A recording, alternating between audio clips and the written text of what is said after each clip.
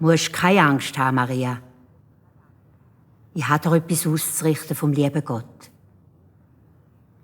Du wirst ein Kind bekommen und dem sollst du den Namen Jesus geben. Er wird der Sohn sein vom lieben Gott und kommt auf die Welt, um allen Menschen zu helfen. Darum sagt man ihm auch Heiland.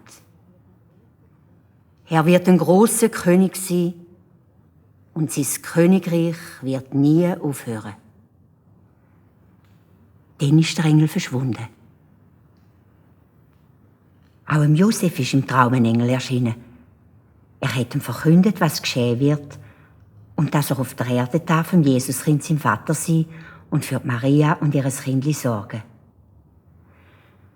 Bald darauf haben Josef und Maria Hochzeit gefeiert. Der Josef hat fleissig gearbeitet. Sie haben bescheiden in einem kleinen Haus gelebt und sich auf ihr Kindli gefreut. So sind die Monate vergangen und die Zeit ist immer näher gekommen, wo der Jesus geboren werden sollte.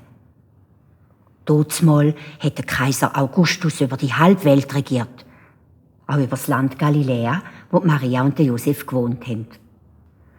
Das Reich vom Kaiser Augustus war so gross, dass er zuletzt überhaupt nicht mehr rausgekommen ist. Und an einem schönen Tag hat er gesagt: